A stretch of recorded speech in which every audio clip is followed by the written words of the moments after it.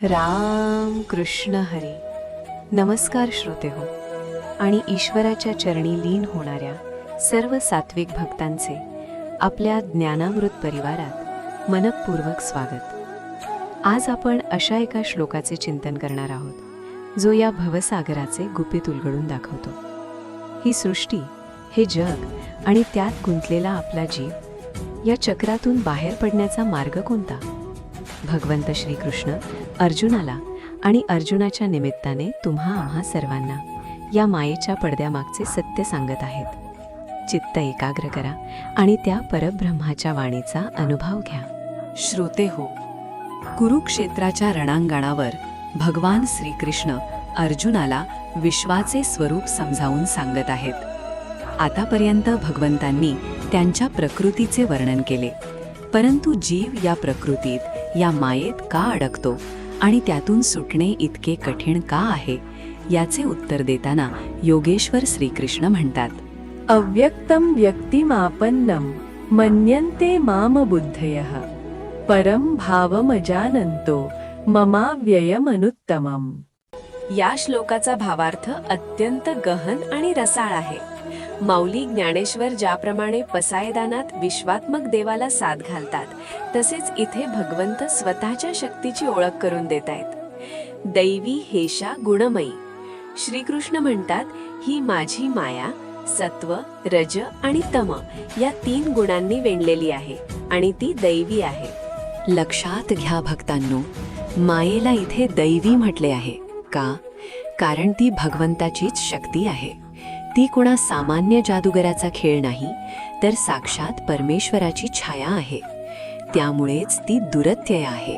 म्हणजे तिला ओलांडणे, तिचा भेद करणे हे सामान्य जीवाच्या कक्षेबाहेरचे आहे.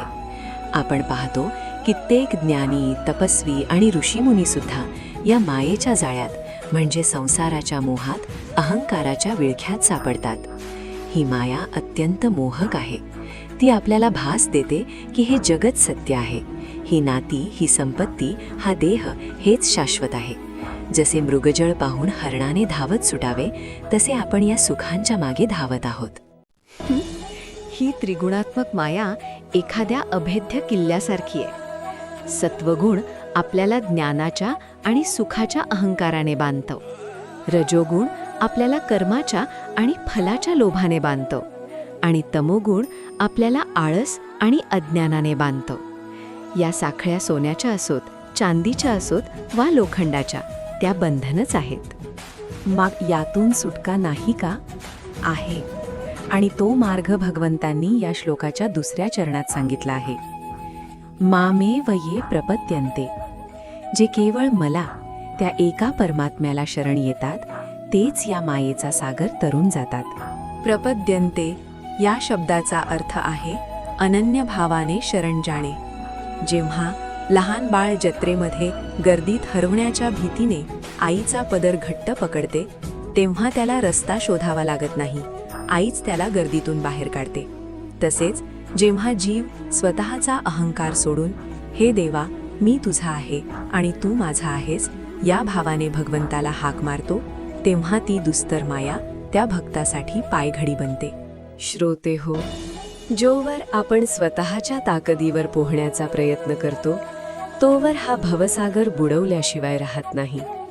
पण ज्या क्षणी आपण नौकेत बसतो, म्हणजे भगवंताच्या चरणांचा आश्रय घेतो, तेव्हा हा सागर केवळ एक आचमन करण्याइतका छोटा होतो.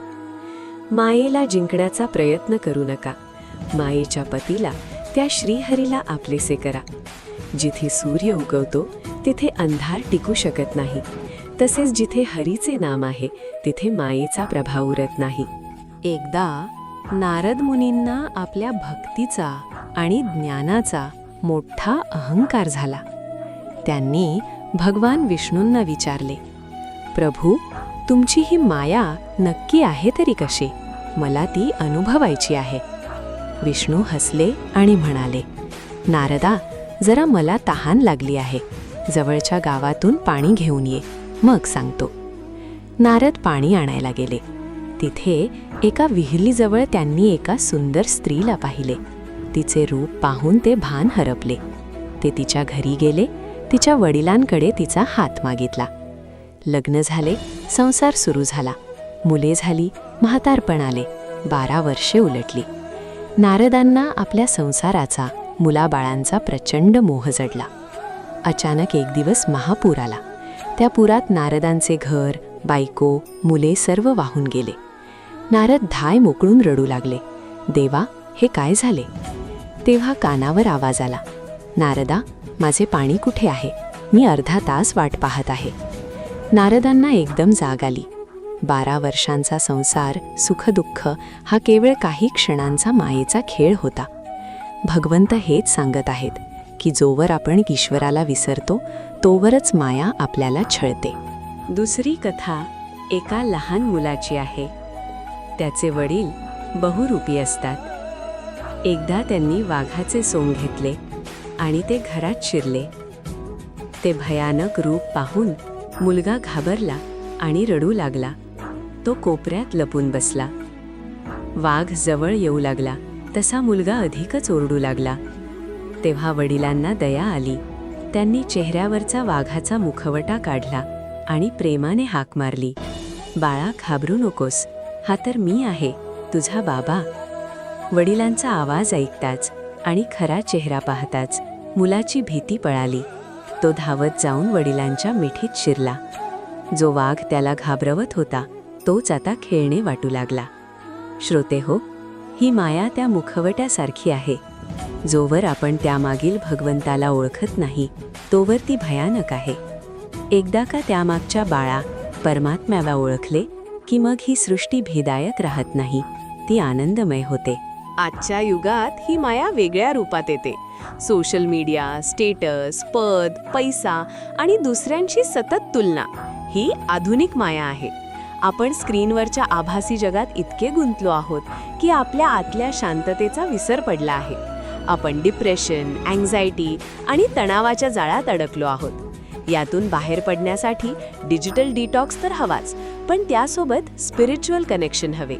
रोजच्या धकाधकीत, ट्रॅफिकमध्ये, ऑफिसच्या कामात असतानाही मनाचा एक कोपरा त्या भगवंताशी जोडून ठेवा.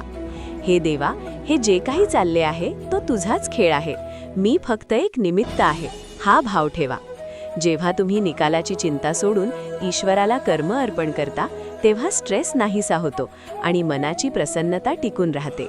या श्लोकाचे सार हेच आहे की अहंकार हा बंधनाचे कारण आहे आणि समर्पण हा मुक्तीचा मार्ग आहे. मायेचे कोडे बुद्धीने सुटत नाही, ते केवळ भक्तीने सुटते. म्हणून स्वतःला त्या जगन्नियंत्याच्या हवाली करा आणि निर्भय व्हा. श्रोते हो, अशाच दिव्य आणि रसाळ चिंतनासाठी आणि भगवद्गीतेच्या या ज्ञानयज्ञात सामील होण्यासाठी आपल्या ज्ञानामृत चॅनलला नक्की सबस्क्राईब करा. ही ज्ञानगंगा अशीच अविरत वाहत राहणार आहे. तुमच्या सहभागाची त्याला जोड हवी. चला तर मग त्या त्रिगुणातीत परब्रह्माला वंदन करूया. ओम पूर्णमदः पूर्णमिदं पूर्णात पूर्णमुदच्छते. जय जय रामकृष्ण हरी.